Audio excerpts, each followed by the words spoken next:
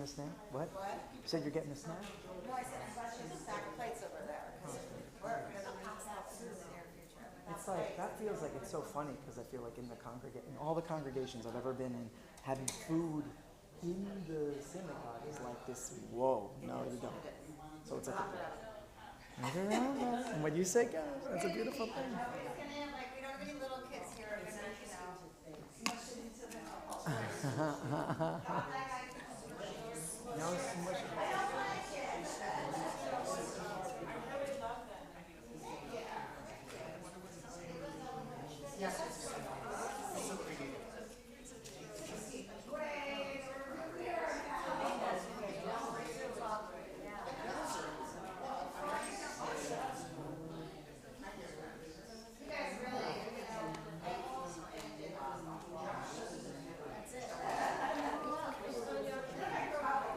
I'm gonna do a little.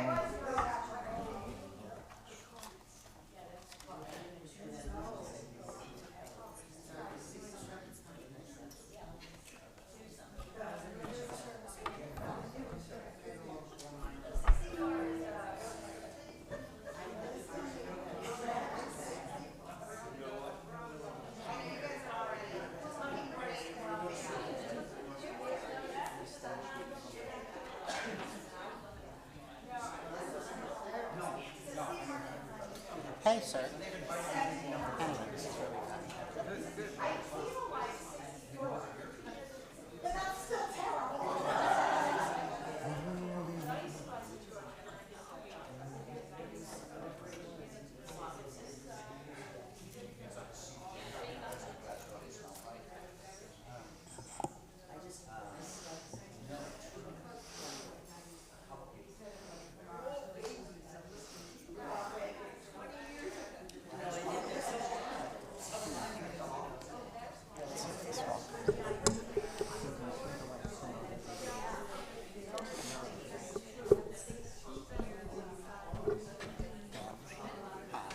So I'll start, and then with a little introduction, and then Could I sing the oh, do you this sing first? open?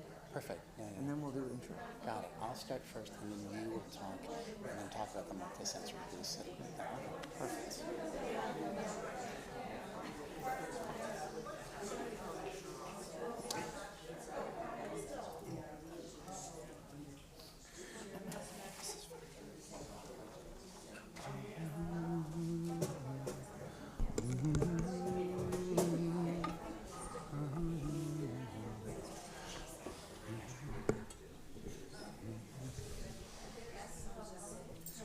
Yeah. Rona, there's a stool if you want it. Oh, okay. That's it. See the vibe. Feel it out. Feel it out.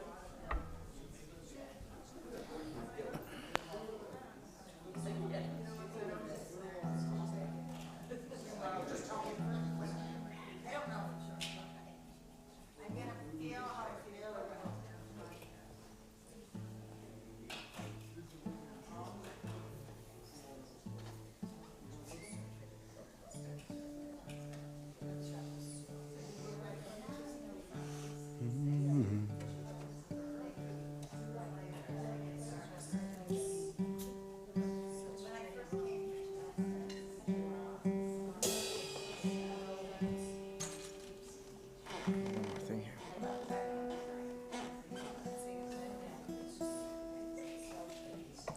Hey, oh, I was gonna put them there. Okay. That's good. Okay, stay.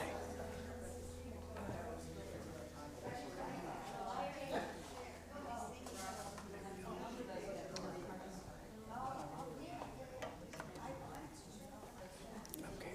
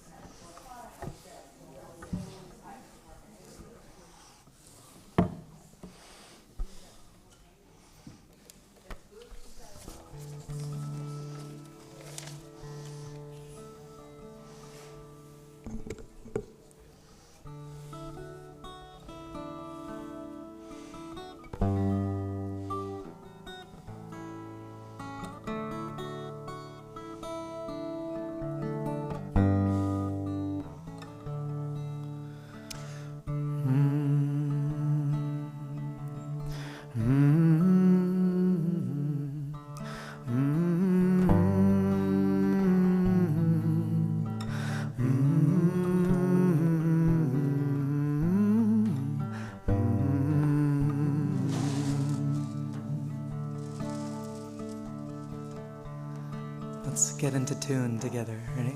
Try it with me.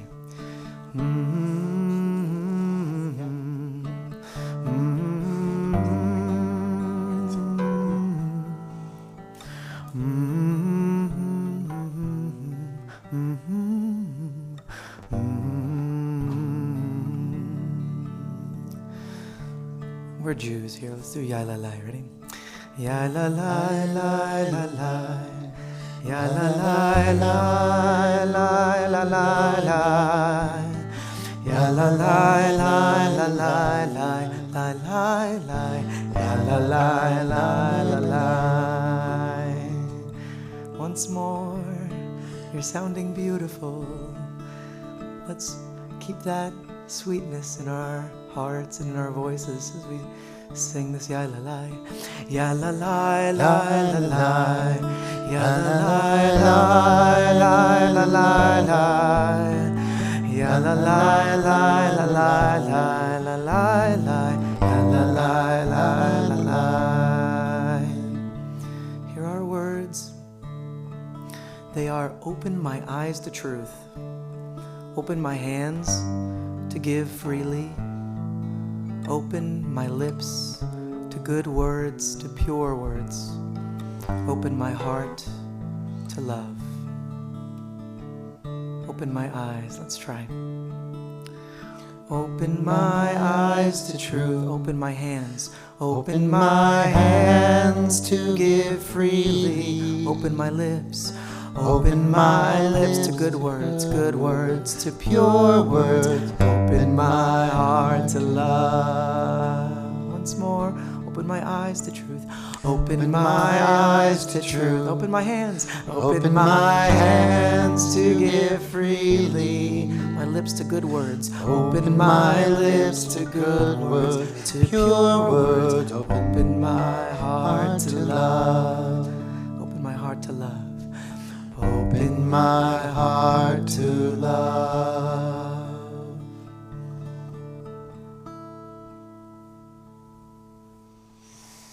Wow. So welcome. It's so wonderful to be here. B'nai Jacob, transforming our space into a new space. Stacy Dworkin really shared her magic with us to do this, and it's been really nice. And my hope is that we can create a sacred space to raise our voices by opening our hearts to being present to our full selves. Here we are together as we create a community to spend time together to create sacred space. I invite you to not sit back, but to lean forward. It's not just us who have instruments. We all are an instrument, and we, as a community, we're an instrument, and we want to reach for that together. I wanted to introduce my good friend, Ben Romano, who is a really talented musician and songwriter and book author, and who's the musician in residence at the Manhattan JCC, and he's in rabbinical school at AJR. I'm sorry, he's in cantoral school at AJR, and we go to these songwriter workshops together, and Ben has been a real great support and a dear friend. And Richard Katz has been such a wonderful addition to our community in a million ways, and one is just getting to appreciate his musicianship. And so we need more singing. Our souls need more singing, so tonight we invite you to join us and listen to each other and connect to the silence that connects us all.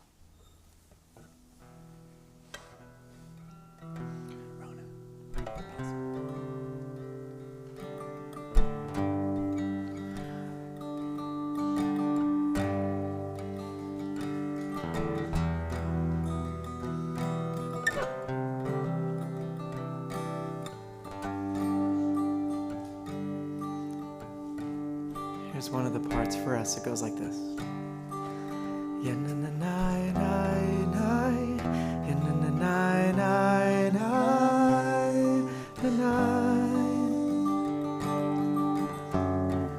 Try with me.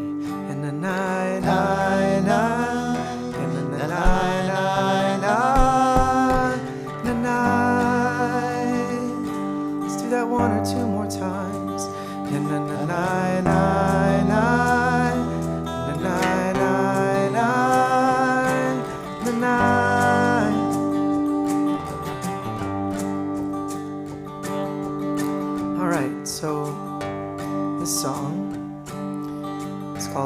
Seeds of Peace. And we're singing this as our introduction. We're setting the tone here because we believe it's really important for us to be kindling flames in one another and to be passing that flame along in our hearts. And when we're feeling like our lights have gone out, to be lighting each other's and to be remembering that other people have lit ours. This song may not be the first one in the packet that we've been given. It's called Seeds of Peace. It goes like this. I met a stranger in the night, his lamp had ceased to shine. I paused and let them light their lamp for mine.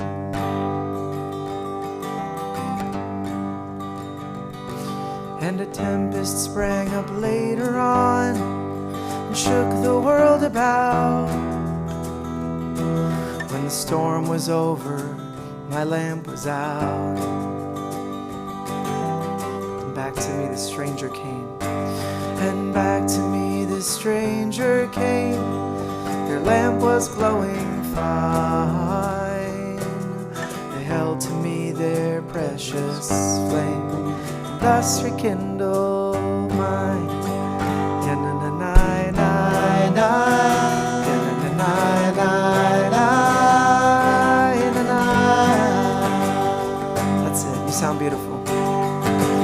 Ya-na-na-na-na-na, ya-na-na-na-na-na, ya-na-na. Okay, the second melody, the verse, the same melody as the first. So peace is a seed we'll sow. Peace is a seed we'll sow. Try. Peace is what we need to see the world through a stranger's eyes. And hope is a lamp in the night. Try. And hope is a lamp in the night. Hope is what we bring to a world that's tossed and turned about. Love comes back to me. Try. And love comes back to me when I need it most, from unlikely places. So I'll give you my time and patience. Ya-na-na.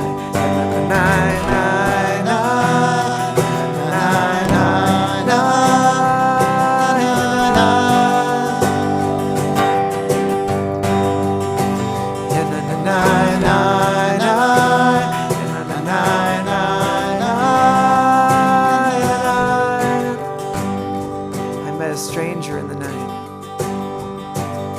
I met a stranger in the night. His lamp had ceased to shine. I paused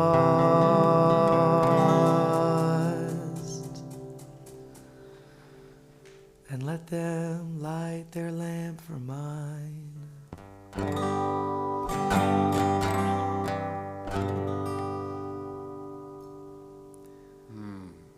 Yeah. So, we're here tonight with a kind of interesting and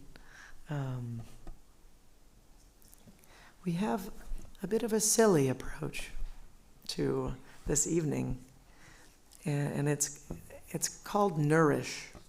And we've been thinking about what it means for music and for experiences of these kinds to be nourishing in our lives, to be enriching our lives. And then we realize that these experiences are kind of like food in the way that they nourish us differently. So they might nourish us in the way that something is savory, and it may not be so sweet, and it may nourish us in a way that is spicy and flavorful. And so tonight, as we approach the Havdalah, to end our Shabbat together, we're thinking about ways that we might have a full sensory approach to this experience. And so,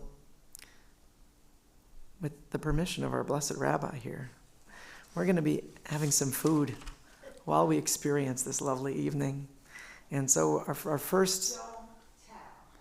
Never ate in the chapel. Didn't happen. Cone of silence on the stream too. So we're going to begin with a savory experience. I'm going to be singing a song called Wild World, and this song has a bit of a savory sense to me. And I don't want to give you much more than that. I'm curious how it reaches your taste buds, this song. And so we're going to begin with some savory food as well. And the song is a song by Drew Holcomb. The thing I'd like to say about Drew is, not that we're on a first name basis, but he performed in the Thanksgiving Day Parade a few years back, and that was kind of cool. But this is a very special song I've gotten to share in a number of places.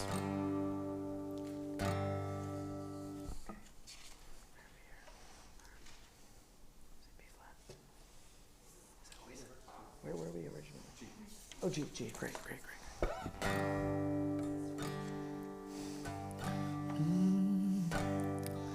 Okay, the part for us goes like this. Yes.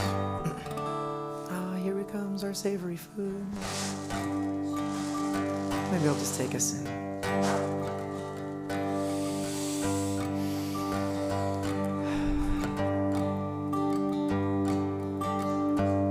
I don't know about you, but I like to tell the truth. The truth seems to change every Tuesday.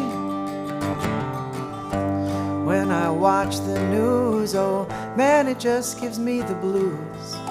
No one listens, just on a mission to hear their own voice. It's a wild world, we're all trying to find our place in it. It's a wild world and no one seems to understand it. It's a wild world, but there ain't no way I'm gonna quit it. Love is all I got to give away.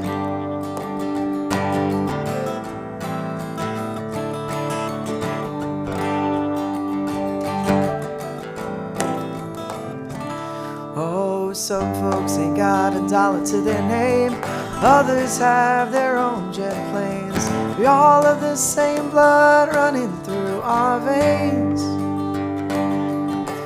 Whether or not you pray, black or white, straight or gay, we still deserve the love of your neighbor. It's a wild world, we're all trying to find our place in it. It's a wild world and no one seems to understand it. It's a wild world, but there ain't no way I'm gonna quit it. Love is all I got to give away.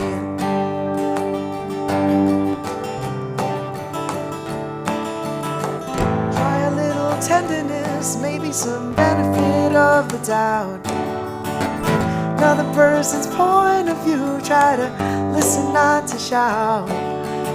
Hold loosely, maybe you're not always right. Hold on to mercy and hold on to love real tight.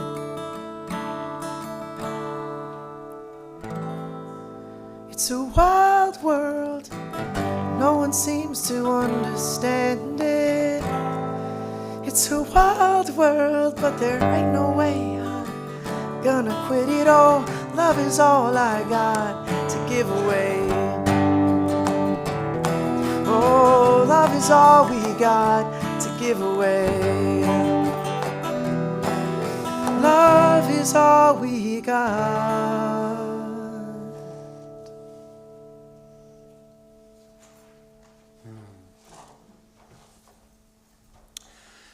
So growing up in St. Louis, the Federation had a big campaign, Kol Echad, one people. And I thought the community did a really good job of bringing us all together. And it's something I think in our community, at this particular moment, in Jewish history and the history of Israel and the history of America and how we as Jews are being, are being responded to, it means a lot for us to engage each other, for our communities, for our synagogues, to share each other's destiny and be together. And Mark Oppenheimer is a friend who's at Becky, and he's also a very well-known writer and podcaster and columnist and thinker. He did this marvelous podcast on the Jews of the Ivy Leagues, and it's just kind of something you might, look at. And I wanted to bring him up and share a story with you.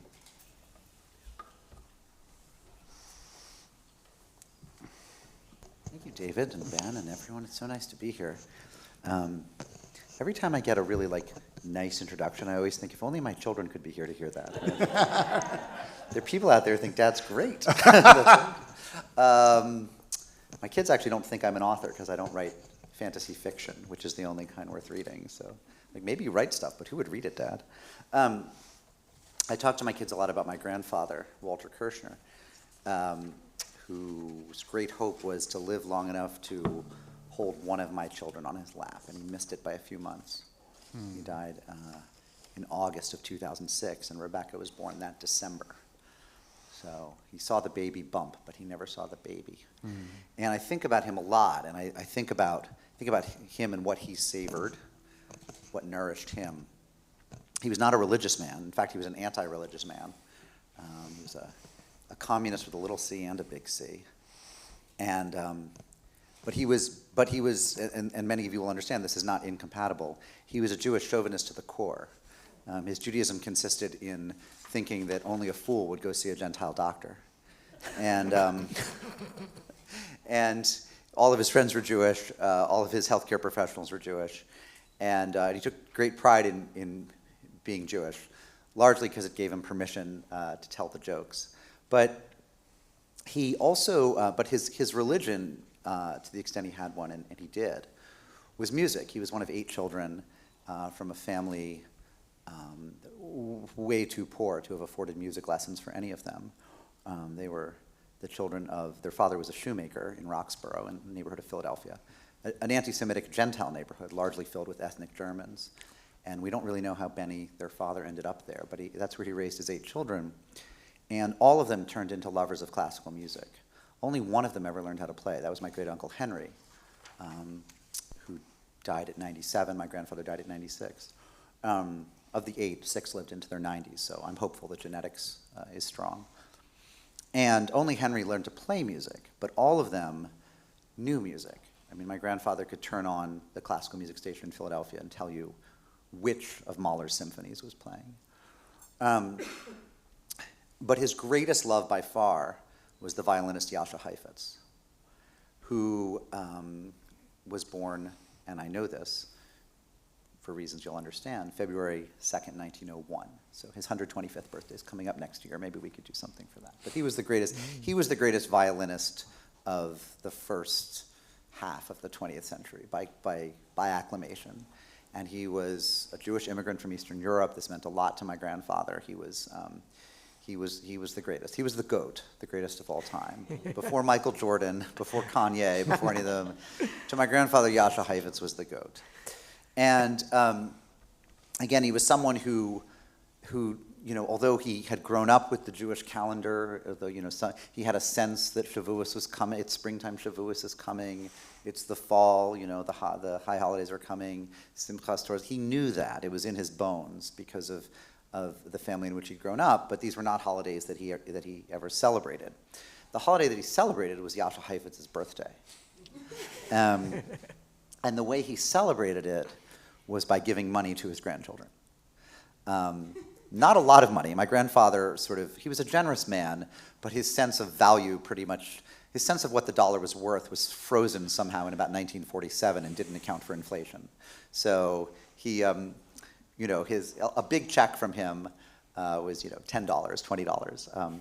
I can't believe, my father-in-law sometimes gives my children $100. I still, to this day, can't imagine that that's something you could give a grandchild, because my grandfather, who was my favorite person in the world, would give me $5 or $10, and that seemed like all the money anyone could ever want. And the checks would come, or the crisp $10 bill would come in an envelope or a holiday card at my birthday, or at Hanukkah, or February 2nd of any year, because that was Jascha Heifetz's birthday. And when it would come in February, it would always be, it would come folded into a piece of paper. He was very frugal, so it would often be a piece of recycled scrap paper, or the back of a bill that he'd paid, or the back of an AARP coupon or something.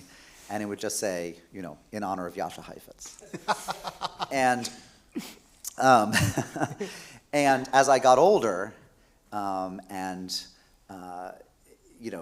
I got to high school, college, sometimes he would give me a little more money, and sometimes he would give me money for no reason at all. And I would say, Grandpa, I don't need $100. I don't need $500. He, in fact, gave me $10,000 so I could buy my first apartment. And he said, you'll pay me back in the world to come. And I would say, Grandpa, I don't need this, I don't need that. And he would say, it's Jascha Heifetz money. So, as I said, he didn't get to meet my children, but it occurred to me about 5 years ago that sometimes you should just do something for no reason, right? That some, as much to nourish oneself as to nourish the recipient, right? That sometimes what's valuable is just to do a meaningless, pointless act of generosity. And so I've begun giving them, $1 here or $5 here, and saying, in honor of Jascha Heifetz. And about 2 years ago, it occurred to me I could actually do this on Jascha Heifetz's birthday, because I have a Google Calendar, and you can set it to remind you the same day every year until eternity. So you can put in remind me next week, remind me next month, remind me every year on this day. And the only thing I've used that for is February 2nd, Jascha Heifetz's birthday. My children, however, are very aware of inflation. They know that we complain about the price of eggs, and they're wondering, what does $5 buy you?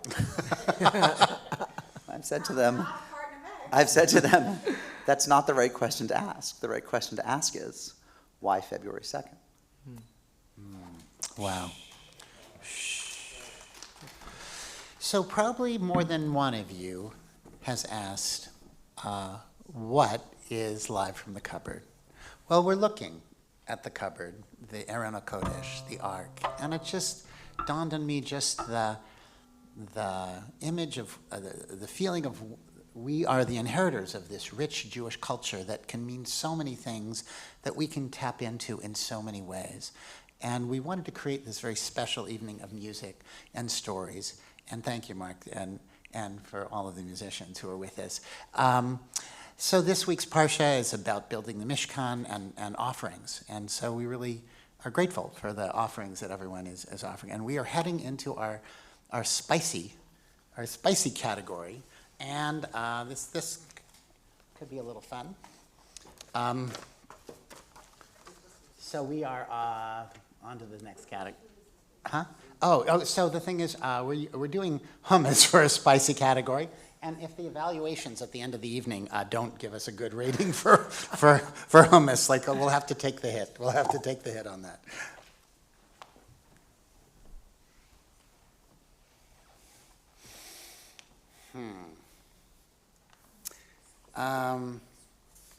So let me see.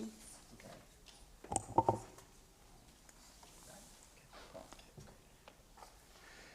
So when I was in Philadelphia visiting Hillel, I ran across a sandwich shop called Ishkabibble. Wow, man, that is a great name. Let's write a song about that. And this is what came out. So in the 1940s, Glenn Miller was at the height of his reign, but Kay Kaiser was another man who had a big band and was on the radio, and he had a business manager and trumpet player named Merwin Borg, who developed the stage name Ishkabibble. He took the name from a 1913 song, Ishkabibble, I Should Worry. He wrote about never worrying in a playful banter that was really on his own. Nishkafalach means it doesn't matter to me, from which the term ishkabibble may derive. And my dear wife, the rabbi, building off something from Richard had said, ish, as in man, gabibble is confused, Ron? Is it? As if confused. As yeah. if confused. Yeah. So there's a lot to worry about Always, lately, yeah. and this song is a little carefree, so I want us to have some fun because there's really a little ishkabibble in all of us.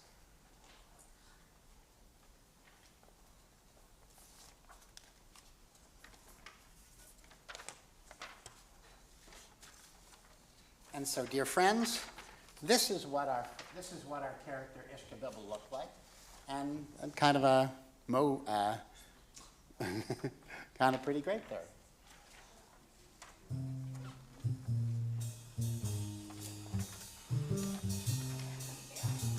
Figure out where we went.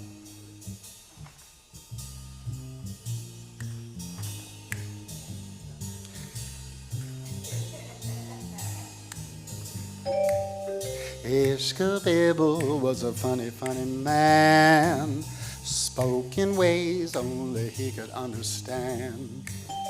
Kinda sank Yiddish, but he did it his way, putting words together that were kinda crazy. Ishkabibble was his name. Ishkabibble, I will try to explain. Ishkabibble, he was certainly insane, scatting out the words in a bowl-cut mane. Here's your part. Ishkabibble, come on now, join me. Ishkabibble.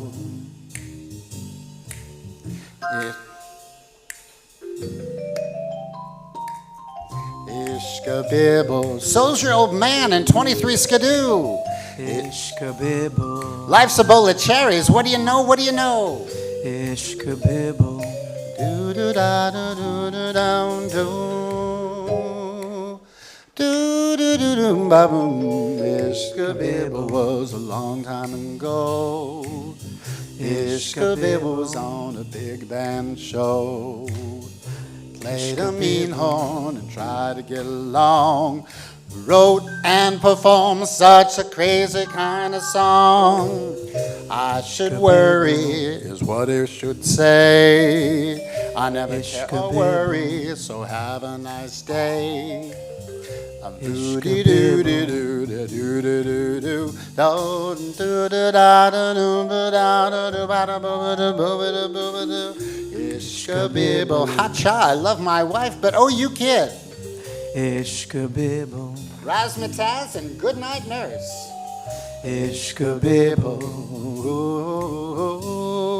Do do do do do do do do do do. Born in Morwenberg, not the greatest stage name. Ishkabibble was his ticket to fame. Much better. Raised in Erie, he was Erie all the way. His humor was so corny, doesn't really work today. It's like Big Latin, if you know what I mean. He was one of the finest cats that you've ever seen. Play it, Richard.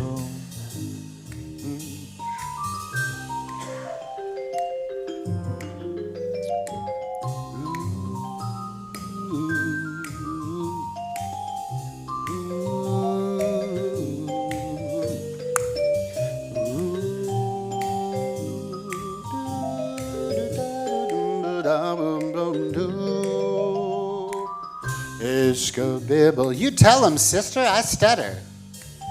Ishkabibble, Check and double check. Ishkabibble, Charleston, Charleston. Bibble, hotsy getty tootsie totsy down.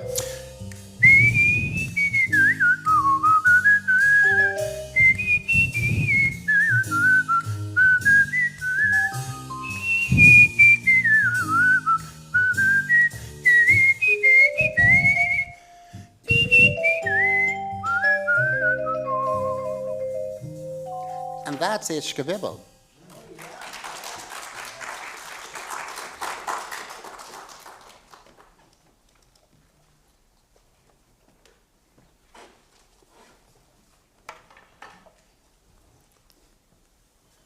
And now for a little comfort food. Not sure what the next course is. Oh, yeah. Oh, actually, So no, the- oh, wait, the comfort actually, food. wait, before we move on. Oh. We have, Oh, we've Yes. got you. hold on, a little early Well- for the comfort food. So Rabbi Rona Shapiro has been the senior rabbi of B'nai Jacob for her 11th year. 11th year. 12. Raised in the Tony community of Huntington, Long Island, she comes to us before her Broadway debut. Somebody want to give these out? Wait, I want one. Okay.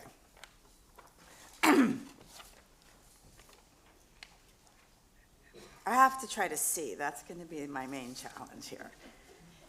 Okay, first of all, I just want to say that my dad, when you said something that he thought was a lot of nonsense, he would just say, Ishkabibble.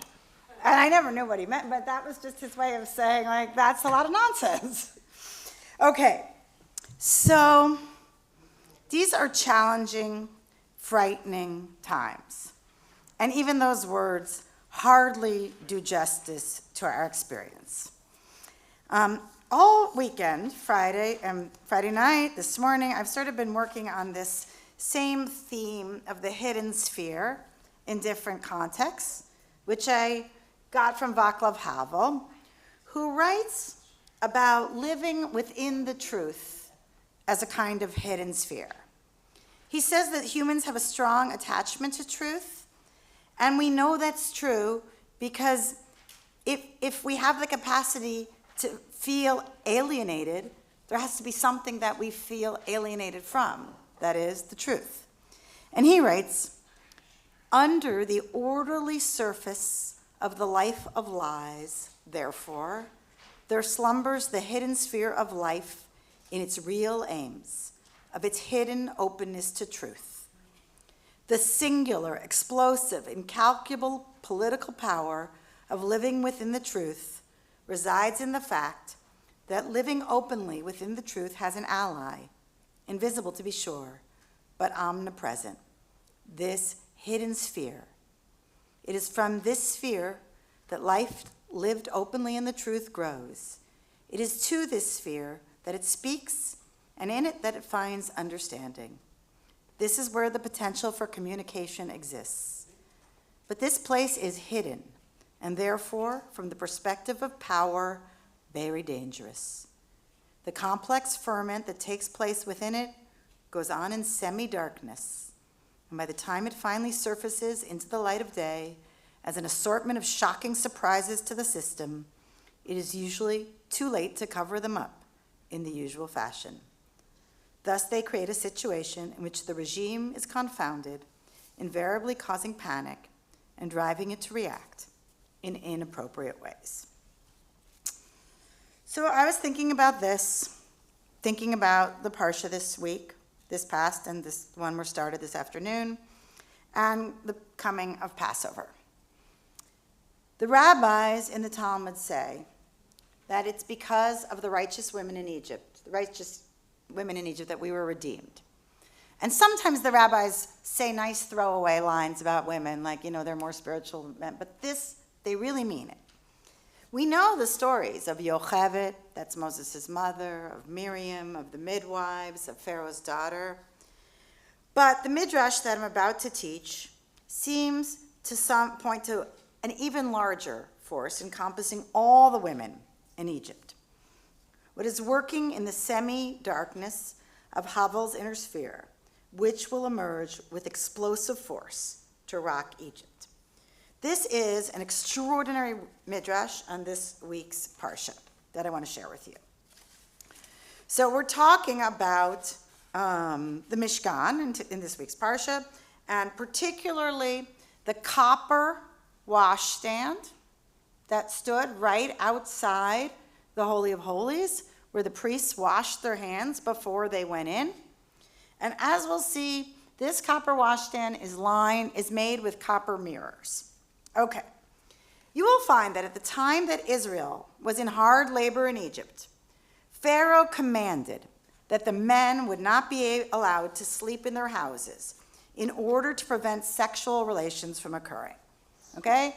You know that Pharaoh didn't want any more Jewish children, right? If he puts the men in basic, hard slavery all day and they can't go home at night, they have to sleep where they're working, there won't be any sex, there won't be any more children. Rabbi Shimon ben Chalafta said, what did the daughters of Israel do? And I just already love this, right? It's not like, did they do something? Of course they did something. Of course they weren't going to take this lying down, as it were. What did they do? Okay? I meant to point out that when it says Pharaoh decrees, the word is gazar, which is the same word like to cut, okay? It's a way of saying it's against procreation, it's against life itself, it's seeing the world in black and white. So what did the women do? They went down to draw water from the river, and God would enable them to catch small fish in their pails. Why we need God to enable them to catch small fish in their pails? Just hold that question. Seems quite natural that if you put your pail in a river full of fish, you'd catch them. They would cook some of them and sell the others to purchase wine. They would go to the fields and feed their husbands. As it is said, they did all kinds of work in the field. Get it? All kinds. After they ate and drank, the women took out their mirrors and looked in them with their husbands. She would say, I am more beautiful than you. And he would say, I am more beautiful than you. In this way, they accustomed themselves to desire, and they were fruitful and multiplied, and God blessed them. So I just want to note, first of all, that the fish, all this fish, right, that's sexual imagery, fish swimming, and the women, or God perhaps, affects this magical transformation of fish to wine and food, to desire, to babies. Okay, about these mirrors. The women seduce their husband with the mirrors. You've all played games with a mirror, right? There's something about looking in a mirror with another person that's different than looking straight on. And these men are dirty and bedraggled. And when the text says they accustom themselves to desire, we understand that they haven't felt desire in a long time.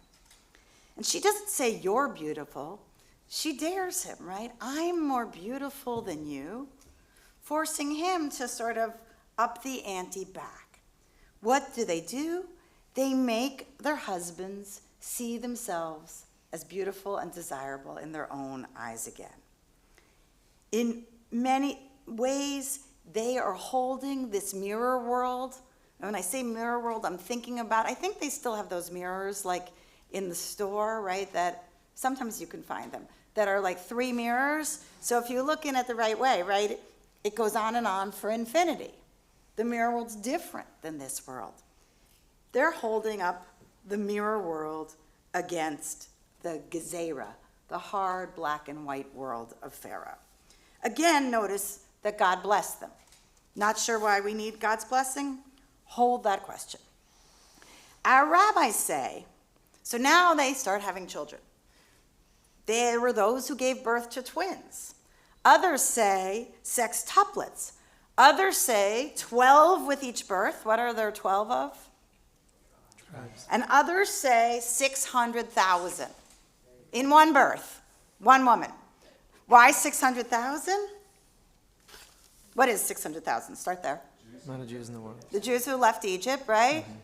So each woman saw herself as containing the whole world, right? Okay, now we fast forward to the building of the Mishkan.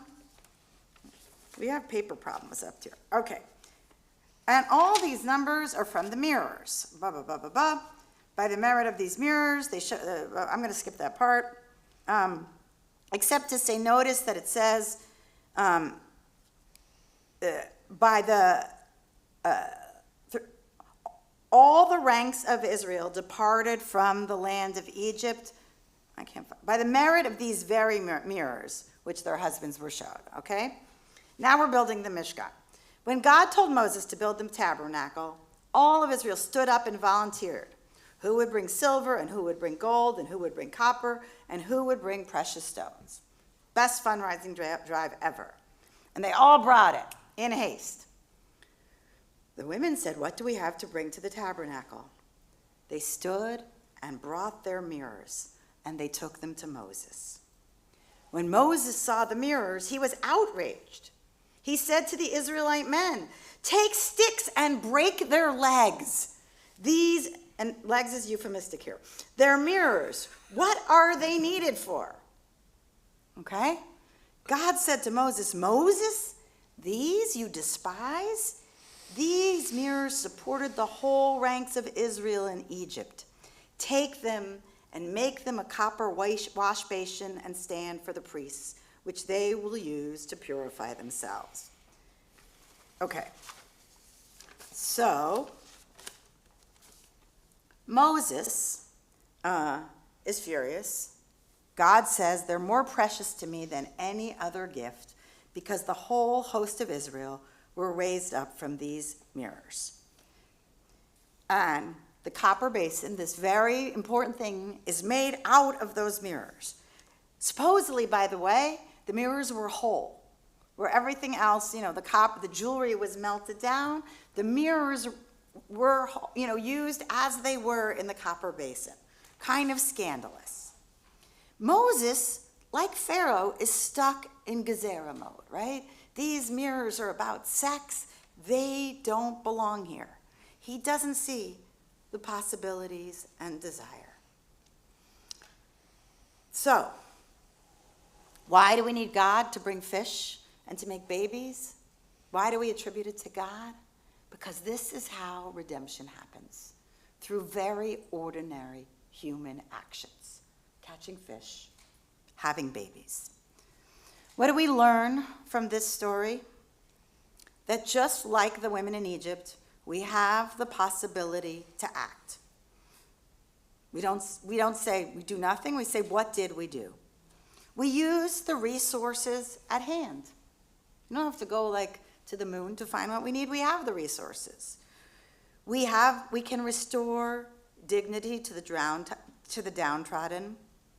We can see possibility where the ruling class sees none. Possibility in ourselves and possibility in others.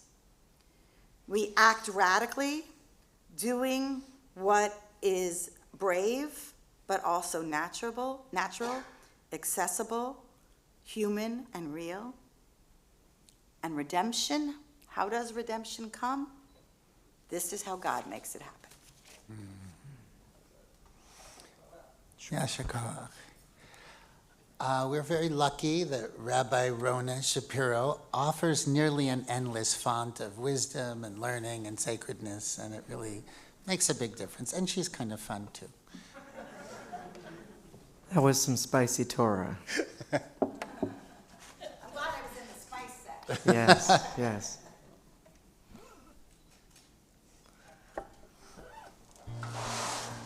All right, so now we move forward into our comfort food moment. So I invite you, as the food comes out, to begin thinking about the ways in which experiences such as these or words of Torah can be like comfort food to you in your life.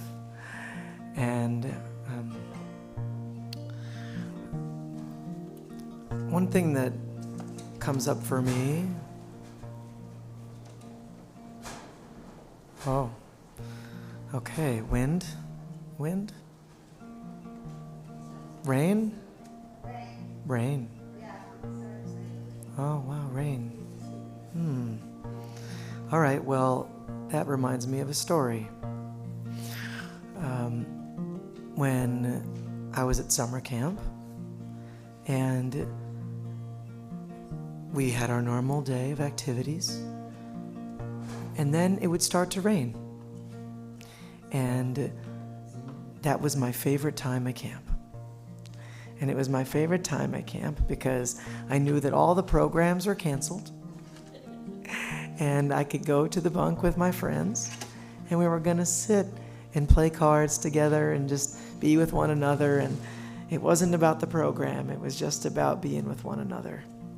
And I think there's nothing more of an example of comfort food than that for me.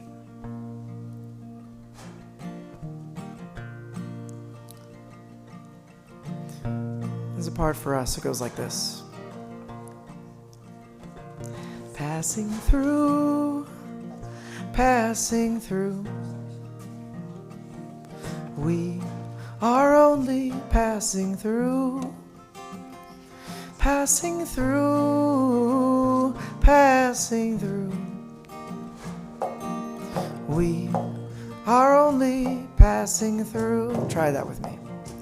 Passing through, passing through. That's it. We are only passing through. Beautiful. Passing through, passing through. Oh, we are only passing through. We've been watching this world from our living rooms. That's the second verse of the song. Let's start from the first.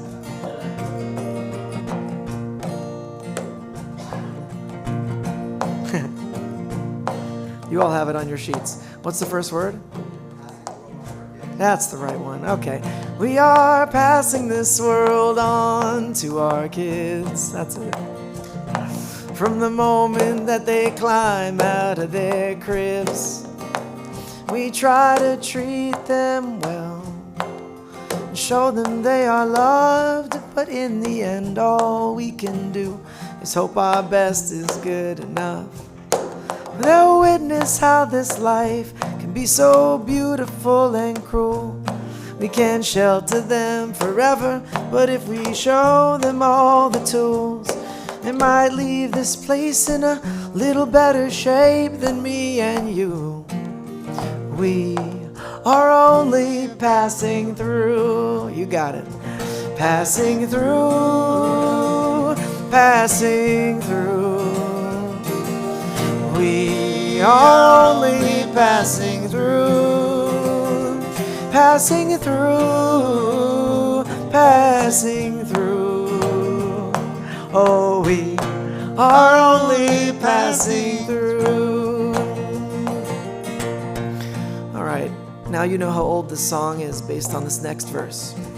We've been watching this world from our living rooms, and it's been near 40 years since we walked on the moon.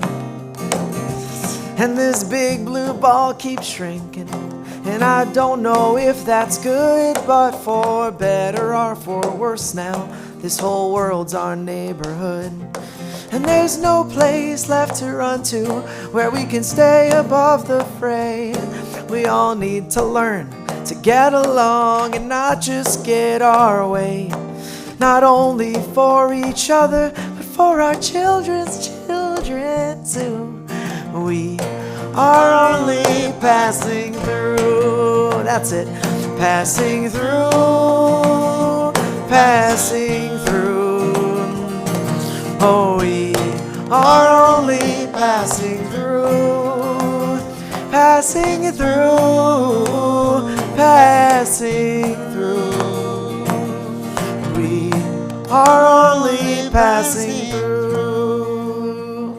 Now I wonder sometimes, what will I pass on? And how much can one voice do with just a song? Sometimes injustice and indifference are the only things I see, but I refuse to let my hope become the latest casualty.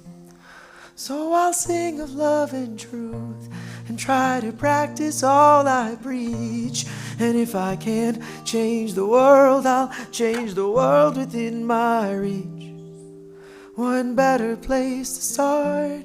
And here and now with me and you. We are only passing through, passing through, passing through. We are only passing through, passing through, passing through. We are only passing through.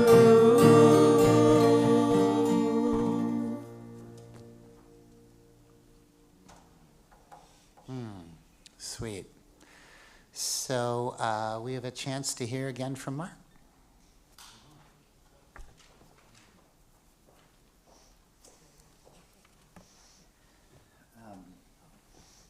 So comfort food. Two thoughts. I'm gonna give you a lagniappe, give you an extra. I was gonna give you one thought, but I'll give you two. Speaking of children, we're passing through. We're leaving it on to them.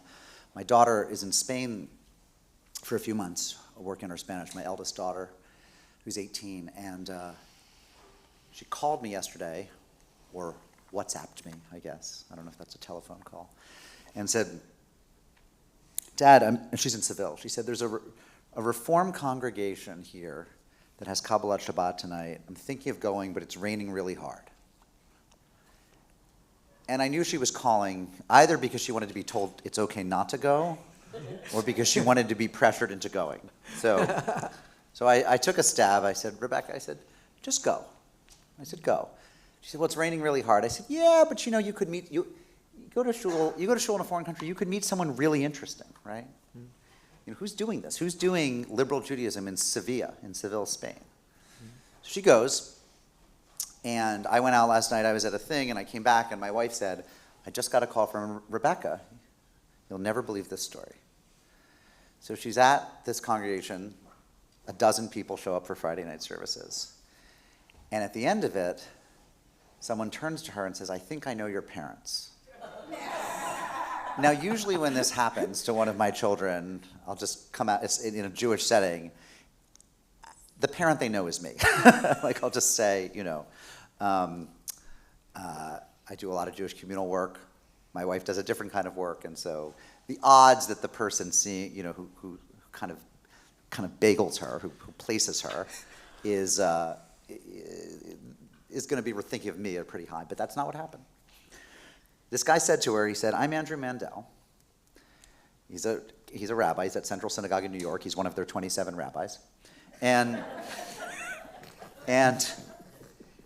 you know what I'm talking about.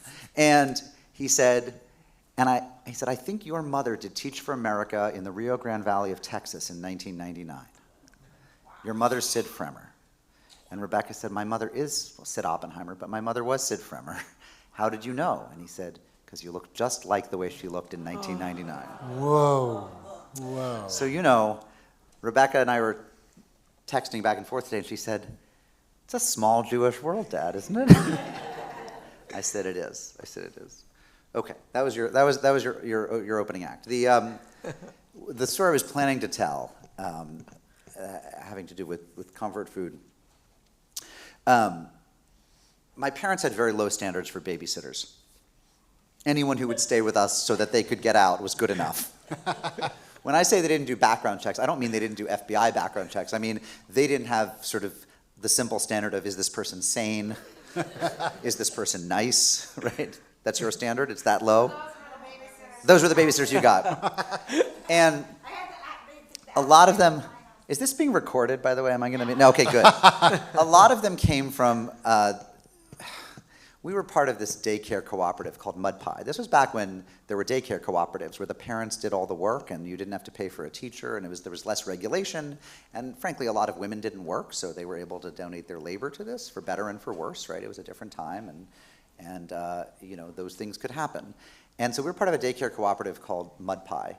And even after we had aged out of Mud Pie, which went from ages 0 to 4, my mother tended to get our babysitters, my parents tend to get our babysitters from the community of weirdos around Mud Pie, which has given, as my mother says, well, they were weird, but they've given you a lifetime of stories, which is true. So one of them was this old lady who didn't have children in it, but somehow she was just attached to it. You know, the way that in sort of hippie lefty communities, there are people who just attach themselves and you're unclear what their role is, but they just show up and strum the guitar. And this woman was named Betty Sue. And no one knew what she did for a living, which meant that she had infinite amounts of family money. And she said she was a reflexologist. Now today, there are reflexologists, you know, on every corner, but back then, that was a pretty rare thing. They do footwork, right? Is anyone here, can anyone be more accurate than that? Yeah, what's a reflexologist? Help me out here. What do they do? They do the thing with your knee. Right, it's a foot massage, but they claim that different parts of on the foot, it connects to different parts of your body. So if they pressure this point here, they can cure your headaches, and if they do this here, they'll resolve your hernia, and if they do this here, your teeth will magically align, and whatever. And so my mother said, so Betty Sue babysat for us a few times, and I didn't like her. And my mother said, well, you know, I don't think you've connected with her yet. I was probably 9, my brother was 7, my other brother was 2. And my mother said, well, you haven't connected with her yet. She's really quite interesting. And I said, well, how should I connect with her? And my mother said, ask her to do your feet. And I said, I don't want this crazy old lady doing my feet. Ask her to do your feet. Anyway, long story short, the next time she came, I thought, okay, I'm game. So, you know, what did I want to do? I wanted to eat Haagen-Dazs coffee ice cream and watch TV, but Betty Sue insisted on talking to me and sharing with me and communing with me. And finally, to get her off my back, I thought, I know, if I let her do my feet, maybe she'll let me watch Love Boat or something. So I said, Betty Sue, would you do my feet? You've never seen anyone so happy as Betty Sue being asked to do my feet. So she said, all right, take your socks off. And I put up my feet on, I guess, a stool, an ottoman or something. Who am I kidding? We didn't have ottomans. I put my feet up on a chair, and she began stroking one foot, and she said, well, as I stroke it, you know, it's sort of, the pressure points are visible to me, right? If you press down, it sort of goes white, and then it goes red again with your blood, and it's visible to me. I can see what I'm doing. Okay. And then she said, all right, are you ready? I'm about to begin. I said, sure. And then she pressed something somewhere in my foot, and a pain shot up my spine. And I went, ah! And she said, oh, that's good, it's working. And I thought, I said, you seem surprised. I said, you're supposed to be sure this is working. I mean, who knows if she was really a reflexologist, right? And she said, it's working. And I said, well, that was very painful. And she said, well, the rest of it won't be so bad. I said, there is no rest of it. We're going to stop now. At which point Betty Sue said to me, but if we stop now, with my having done only one foot, you'll be unbalanced. And I said, I'm okay with that. I'm going to go watch Love Boat now. And she said, this is really important. If I don't do both feet, you will be unbalanced forever. Now, when you're 9, forever's a long time, right? Like, I'm 50 now. Forever doesn't seem so long. 9, forever is like a long time, right? This is like until Mechaye Metim, right? Till the dead are walking again. Like, that's how long it is. And I said, I'm okay with that. Don't ever touch my feet again. So she didn't. She never babysat again. I think she'd had enough of the Oppenheimer boys. But I told my mother what happened, and she sort of thought it was a little bit funny. She was maybe a little bit concerned. I don't know how much she bought into the whole reflexology thing, which, by the way, is nonsense. And you can take that to the bank. It's totally absurd and nonsense. Don't pay your money. But anyway, for the next forever, until to this day, sometimes my mother and I will be in some sort of quarrel. And she'll say, I think you're off balance. You should have let Betty Sue do the other foot. Which is only to say that, you know, all spirituality is a little nuts. And some of it's good nuts. Some of it's nourishing nuts. Some of it's like ritualistic and beautiful and connects you to your ancestors and connects you to the world to come and connects you to beautiful texts, as Rabbi Rona just did. And then some of it is reflexology. Thank you. Thank you.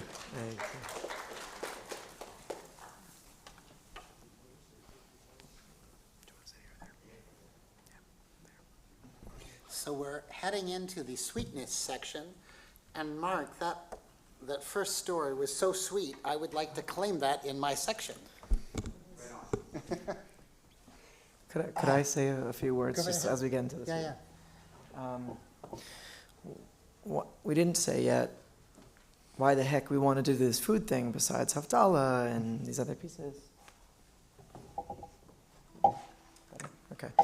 And one of the things that came up as we were doing a little Torah study together, David and I, was we were trying to tease out this idea that during this Parsha, it's also about, like, how do we, when we were making sacrifices or preparing to make sacrifices, which is a thing we don't do anymore as a people, thankfully. But when we're preparing to make these sacrifices, there's the sense or the idea that there might be a sweet smell that might rise up and might make its way to the powers that be, right? And that the smell, that even though we might enjoy the food itself, the smell itself might make its way out into this great thing that's keeping us in our community and keeping us alive.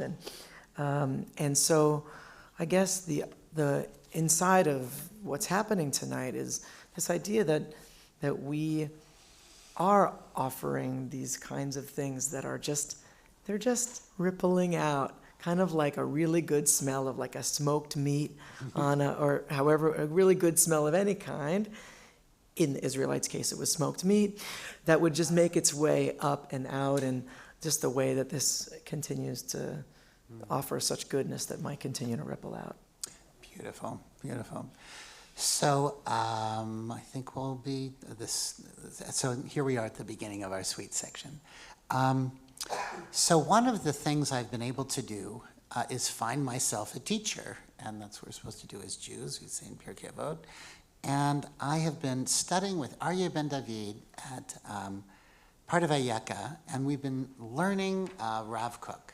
And I love Rav Kook. He's like my BFF of teaching.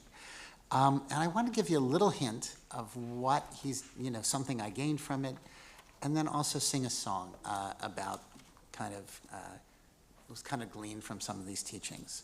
So Rav Kook asks us to become a force of oneness, to connect to our soul, to God's light through acts of chesed. And how do we affect ourselves to become more spiritual people? Singing is a big part of that. When people listen and sing along to the sacred song that the world is singing, we are in sacred alignment of life with the awareness of the beyond. So he's very ethereal, but very grounded. And anyway, so this is kind of the song that came to me out of this.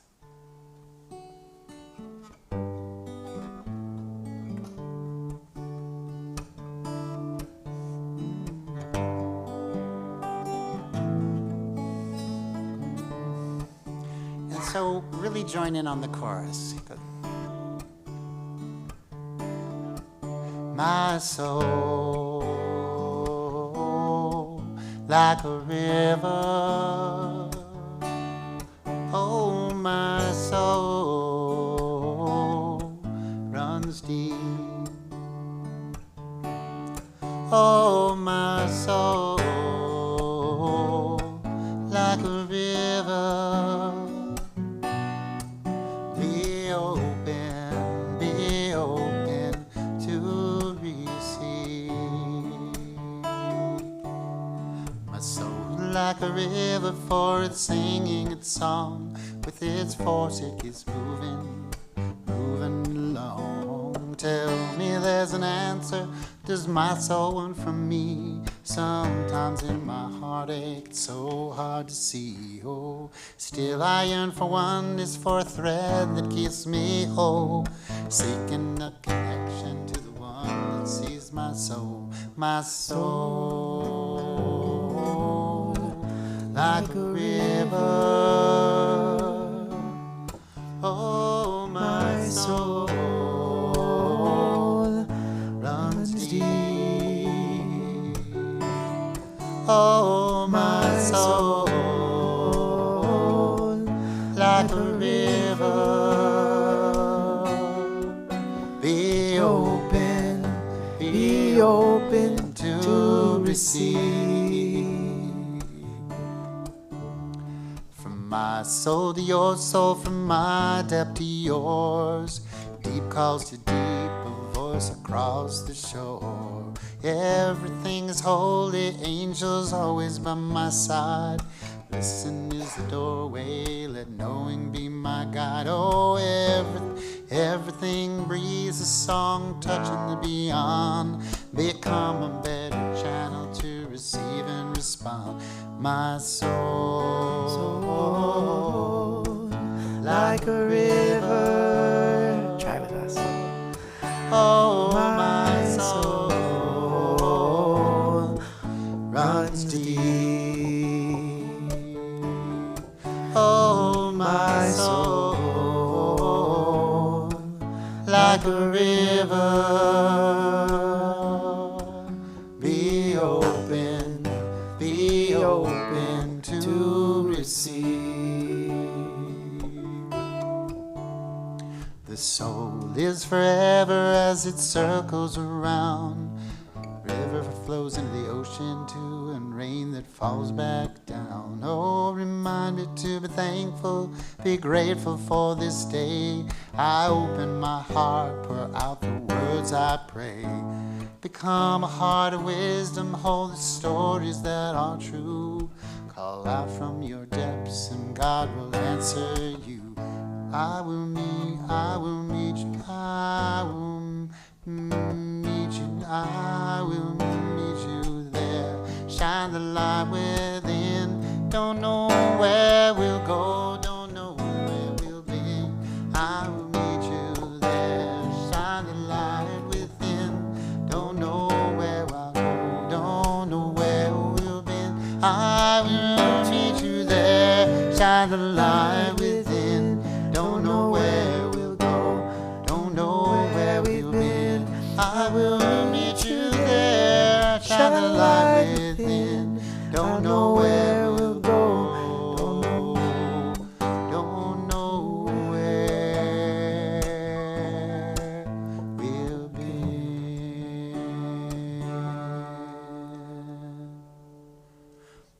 My soul, like a river. Oh, my soul runs deep. Oh, my soul, like a river.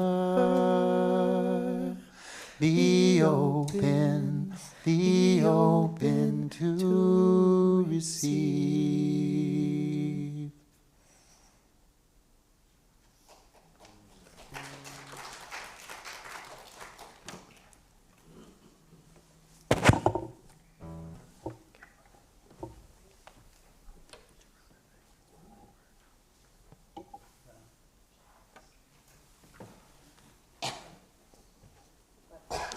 Do you have your poem? Well, does somebody have a poem that went out with the source? Oh no. About a piece of paper about a black bear, a poem about a black bear? Well, my dear, I think I found it here. Thank you. Is this the one how do you know it's yours? Okay. This poem is called Spring by Mary Oliver. Spring is another amazing thing giving us hope right now. Somewhere, a black bear has just risen from sleep and is staring down the mountain. All night, in the brisk and shallow restlessness of early spring, I think of her. Her 4 black fists flicking the gravel, her tongue like a red fire touching the grass, the cold water. There is only one question: how to love this world. I think of her rising like a black and leafy ledge to sharpen her claws against the silence of the trees.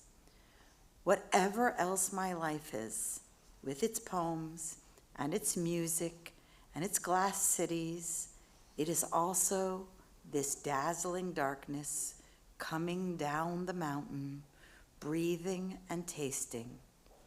All day I think of her, her white teeth, her wordlessness, her perfect love.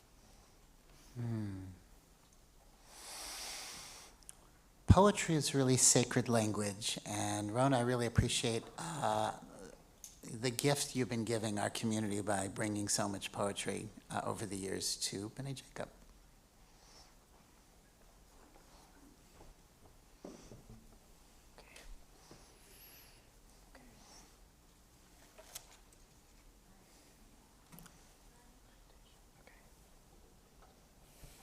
Let's do it.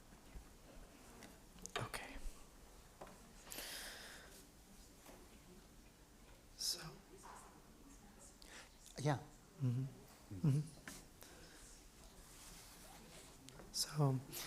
so the dates are coming out. This is they're going to be the way that we seal this sweet section of poetry and song, sweetness. And as you eat this date, actually, I invite you, we're going to have a little meditation, which can be involved as you enjoy this date, if you have, or it can just be just a chance to change, to transition from a headspace to a heart space. As we shift from all of these wonderful thoughts and all the things that we received, now we're going to move into a bit of ritual as we approach Havdalah. And this is a great opportunity if you actually have the date to just like let the sweetness be in your mouth and really appreciate it. I've had experiences with taste where I've had folks ask me to really like take like a piece of chocolate or a raisin, or in this case a date, and really just really savor the sweetness.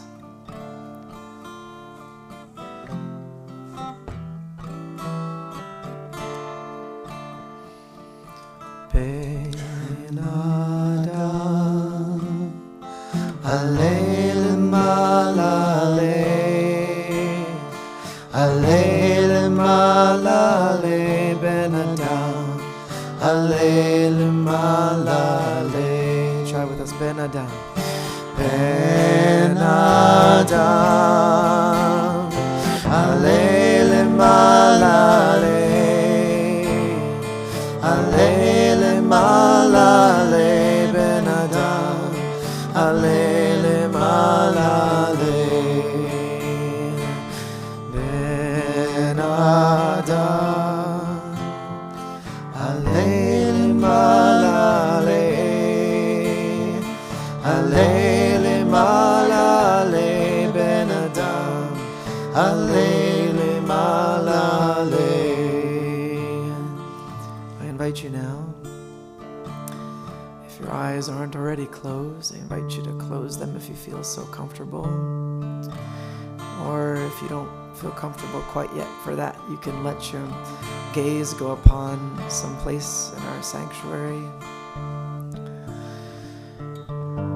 Or to let your eyes flicker and go out of focus.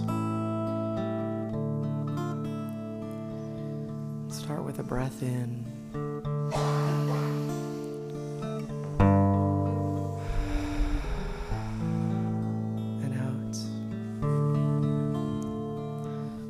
Few of these deep breaths in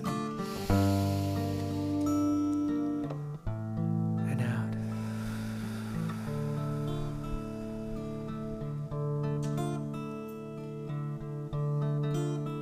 One more.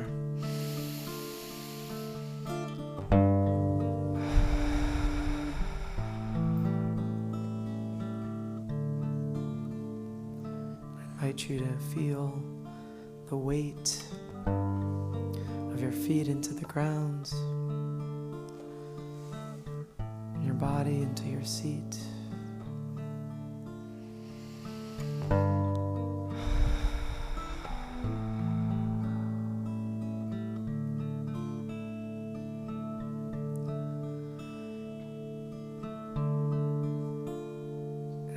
invite you now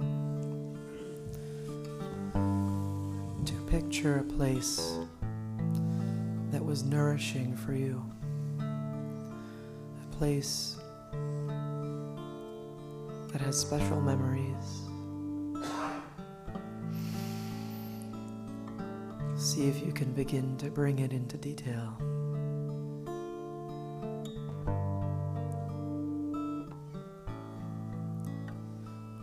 Where were the nooks and the crannies? Or maybe just that really comfortable seat that you might have sat in.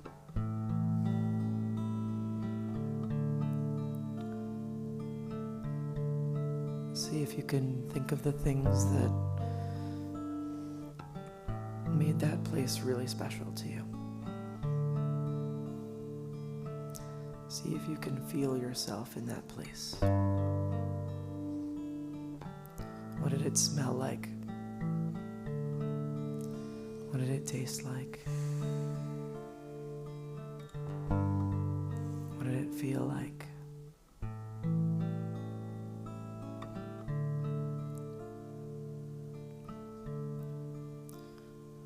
Who were you when you were at this place?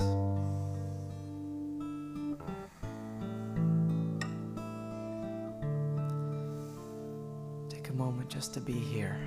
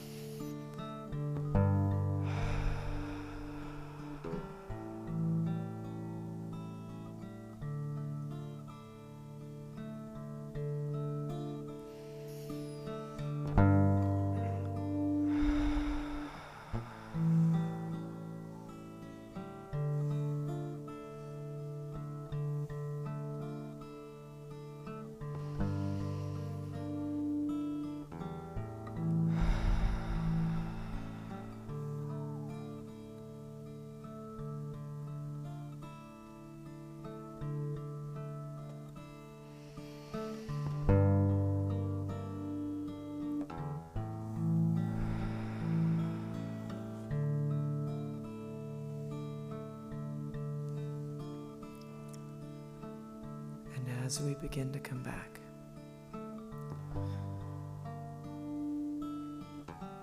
you can wiggle your fingers or your toes. Begin to feel yourself back in our seat. And when you're ready, you can gently open your eyes.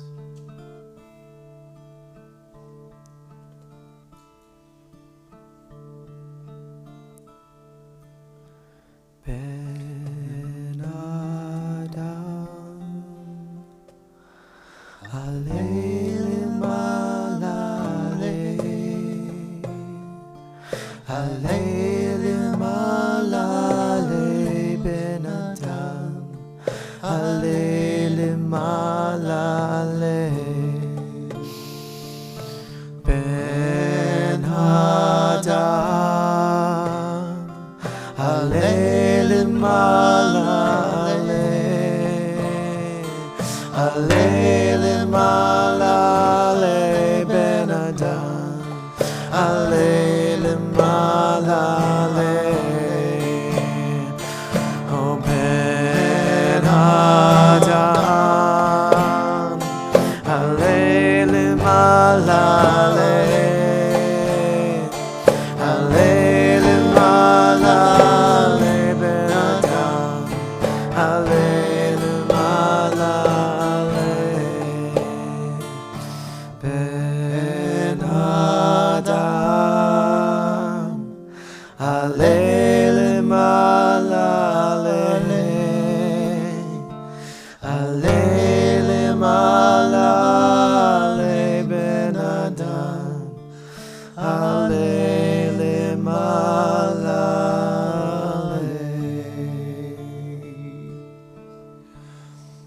So we're so lucky to have Cantor Kohava Monroe join our community and bring so much excitement and passion for Jewish music and and to share and go to workshops and bring things back. And anyway, you've really brought so much to us.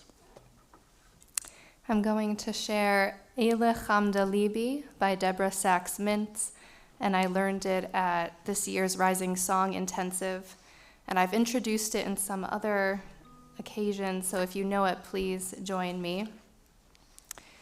Eile Chamda Libi, these are the desires of my heart.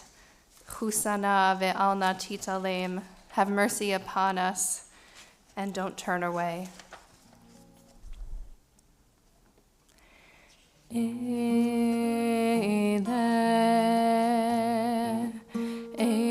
Chamda Libi, Eile Chamda Libi,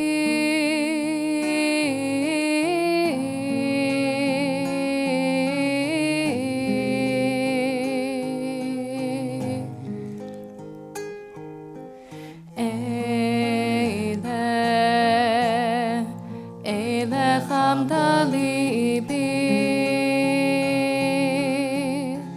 Eile Chamda Libi,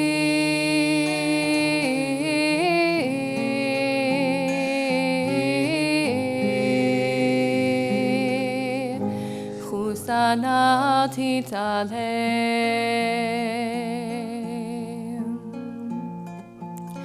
Eile Chamda Libi, Chamda Libi, Eile Chamda Libi, Chamda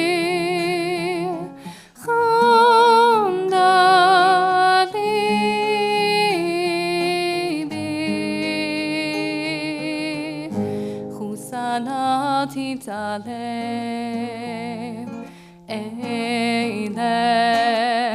Eile Chamda Libi, Eile Chamda Libi,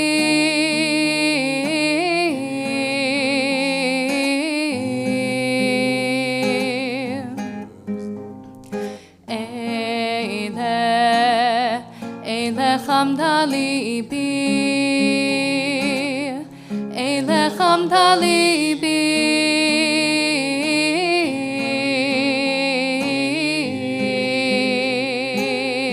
Chusana titalem. Eile Chamda Libi, Chamda Libi, Eile Chamda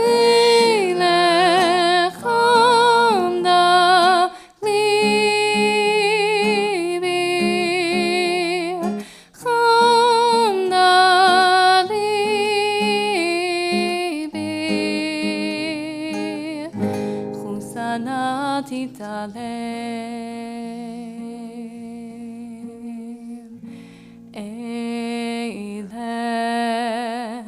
Eile Chamda Libi, Eile Chamda Libi,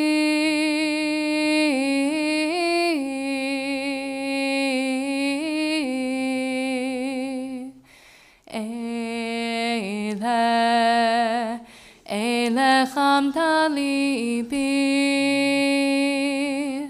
Eile Chamda Libi,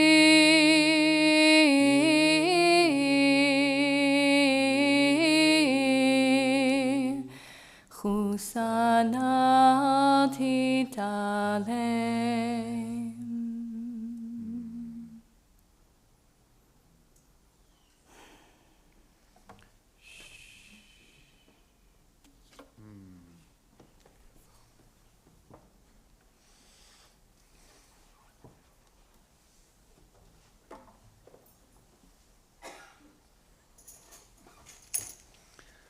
So special.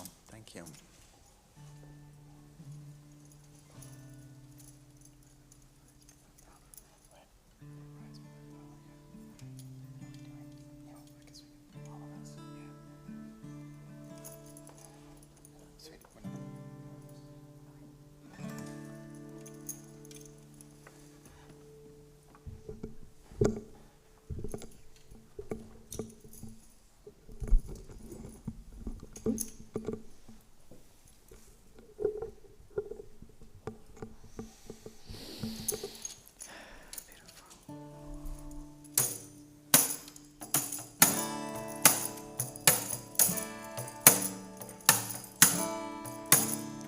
We'll invite you to rise with us.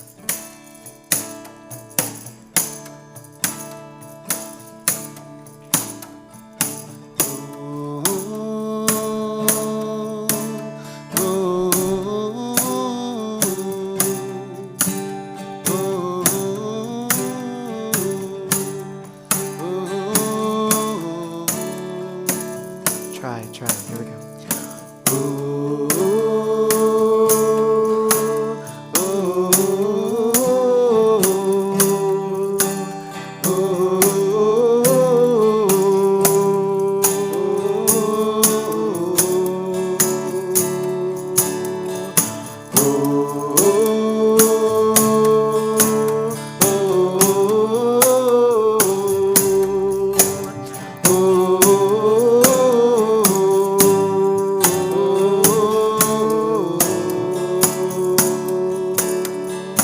All of us and all of you are standing in the presence of the Holy One.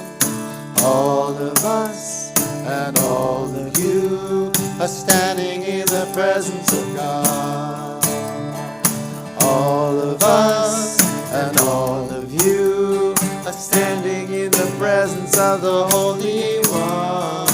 All of us and all of you are standing in the presence of God.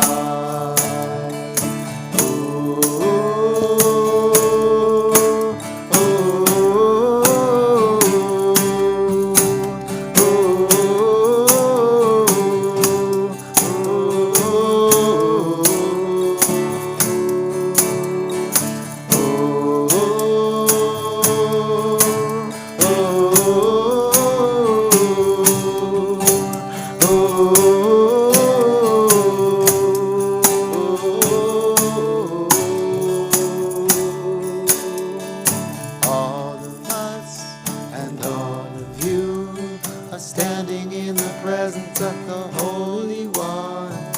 All of us and all of you are standing in the presence of God.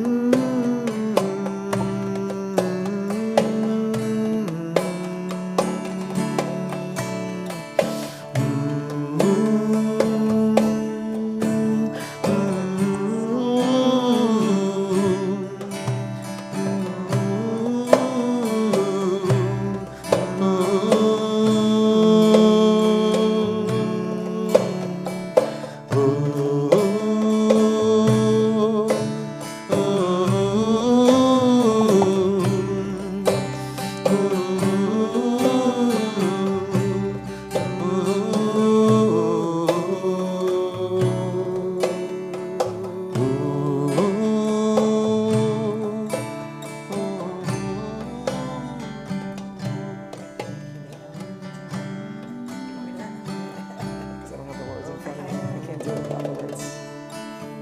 הנה אל ישועתי אבטח ולא אפחד, כי עזיב וזמרת יד אדוני ויהי לי לישועה. ושפת מים בששון ממעייני הישועה, לאדוני הישועה על עמך ברכתך סלה. אדוני צבאות עמנו משכב לנו אלוהי יעקב סלה. אדוני צבאות אשרי אדם בוטח בך. אדוני הושיע המלך יעננו ביום קראנו. ליהודים הייתה אורה ושמחה וששון ויקר, כן תהיה לנו. כוס ישוע תשא בשם אדוני אקרא.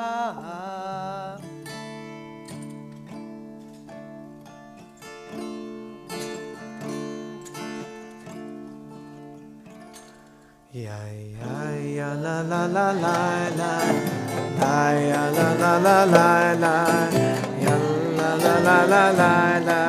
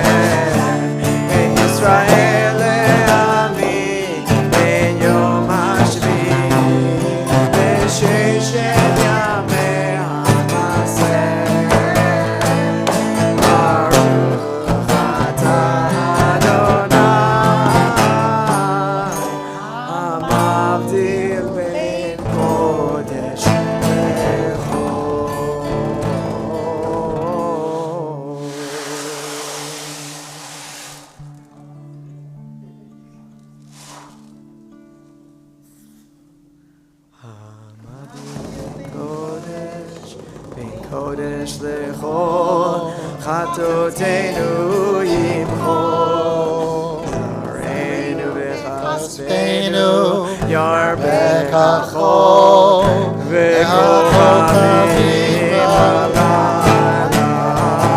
Shavua tov, Shavua tov, Shavua tov, Shavua tov, Shavua tov, Shavua tov, Shavua tov, Shavua tov. A good one. Shavua tov, Shavua tov,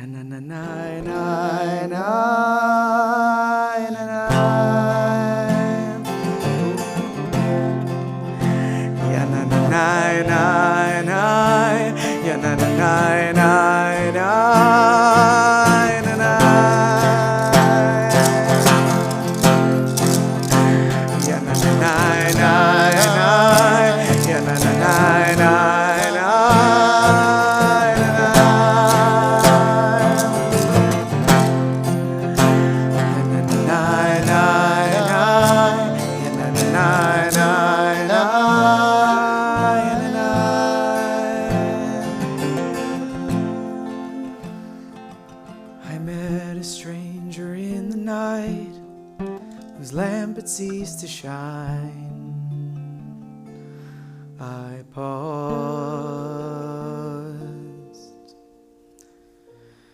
and let them light their lamp for mine.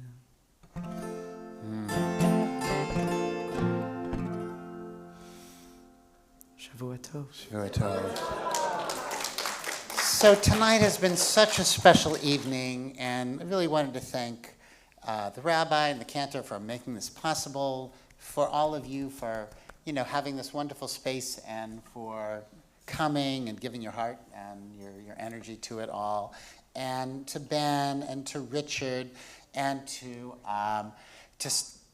hold on, just hold on. Okay, there you go. You want us to sit down? Oh, yeah, we can sit down. We can totally sit down. And really to Stacy and Cindy and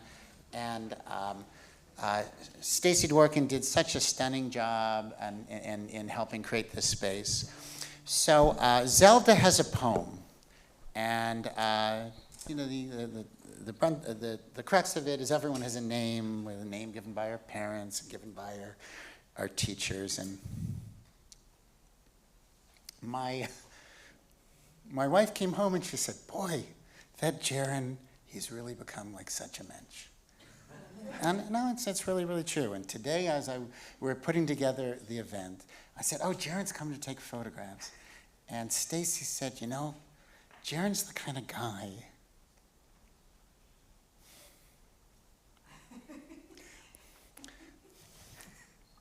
when you need forks, he asks where the forks are. And he goes and gets them. Anyway, Jaron, thanks a lot.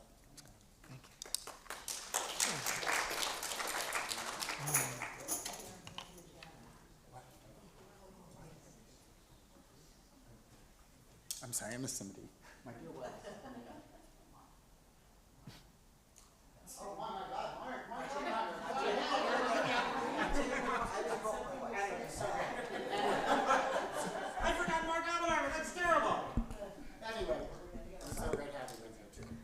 So it's such an honor, such a pleasure to be here with you all this evening, and thank you again for welcoming me into your blessed community.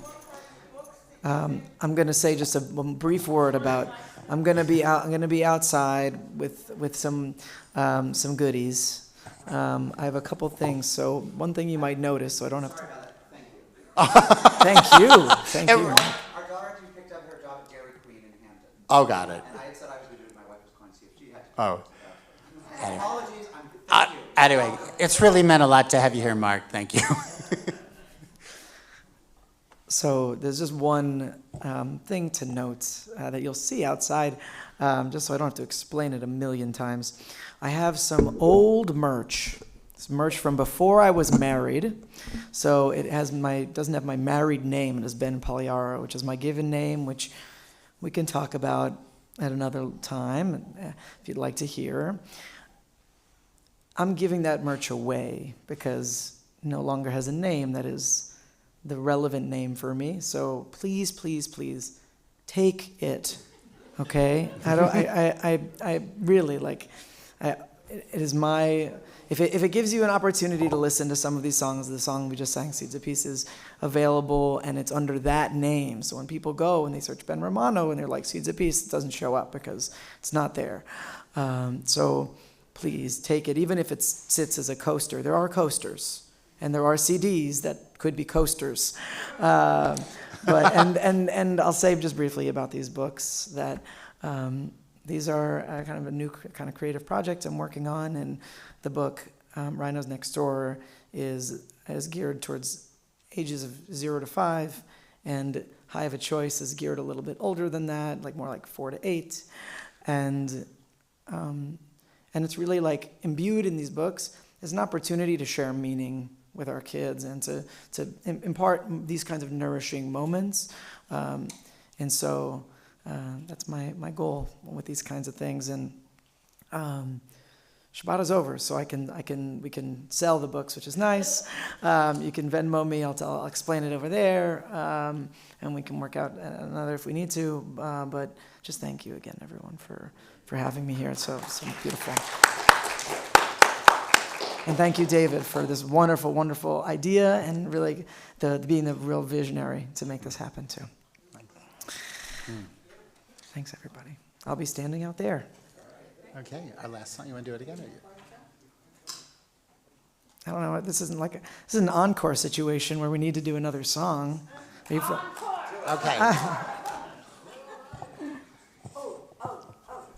Open?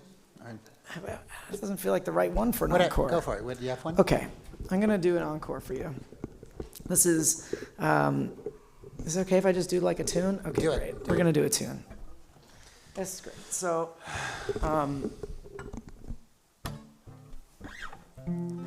unplanned. Okay, I want to share something with you because I was thinking about maybe sharing it last night at the service, and then we ran long last night, so I'm really glad we didn't do this because it was just, a little long for Shabbat. This is going to kind of bring the mood down a little bit as we depart, but what am I going to say about this? I wrote this melody for after my grandfather had passed away, and it was in the time of the pandemic, so a lot of people were feeling a big loss. So this is actually a setting of the Mourner's Kaddish. So if this evening there's someone that comes to mind for you or you're thinking about, is on your heart, I invite you to bring their name into our lives and into our space. And I will sing these words for us, this melody. Yitgadal v'yitkadash Shemei Rabbah Be'alma Tifrach Yerutei Ve'yamlich Malchutei B'chayichon Uve'yomeichon Uv'chayei Dichol Beit Yisrael Bagala Uvizman Kariv V'imru Amen Yehei Shmei Rabbah Mivarach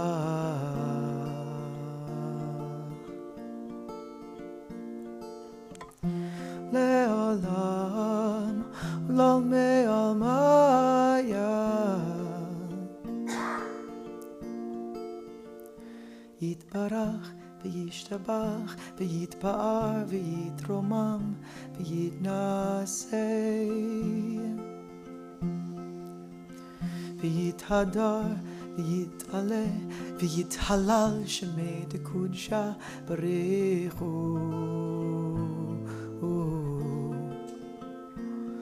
Leila min kol berchata V'shirata Tushbechata V'nechemata Damiran Ve'alema Ve'imru Amen O yesh lama Rabbah Mishmaya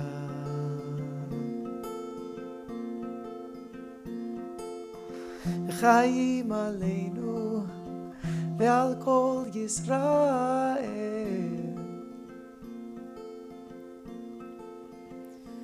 Ve'imru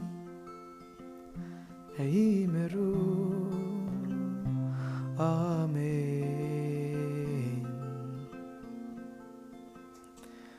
Oseh Shalom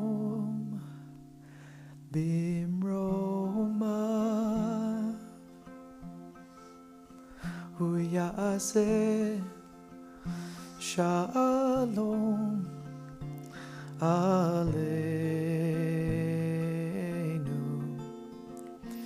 ועל כל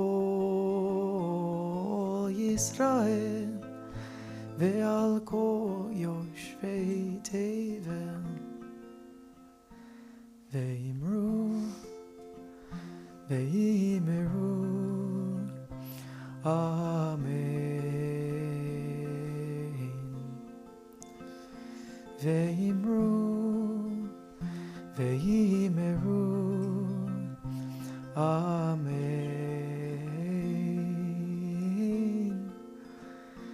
ואמרו ואמרו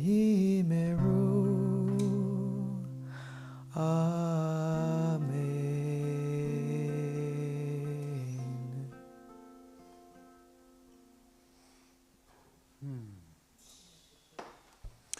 Thank you, everybody. Thank you. What an utterly beautiful song. And Ben, thanks for sharing yourself and your heart and your openness to our community. It's made a really nice impact. Thank you. And there's lots of more food out, including homemade chocolate chip cookies from Stacy. She does it all. Shavua tov. Shavua tov. We have little ones tomorrow at 10 that is Hey, Mark. singing with them or having a light breakfast. Crazy move. Like, what were you thinking? What were you thinking? What were you thinking? Well, it's funny because I recorded these songs without really much, that was still, I recorded the songs that didn't really mean much at the time besides I wanted to talk about it. And I'd already met Bailey and started to think about the possibility of it. Is it her last name? It's her last name, yeah. You went from one Italian last name to another. To another one. From one name that doesn't. But nobody's Italian, right? Well, everybody knows. You're not on she's not, right? We're both descended from. Oh, you are? Yeah, we both have Italian heritage, but neither of us is Jewish. So that's okay, right? We didn't even become Romanos at Susan. I never met one of those. Yeah, so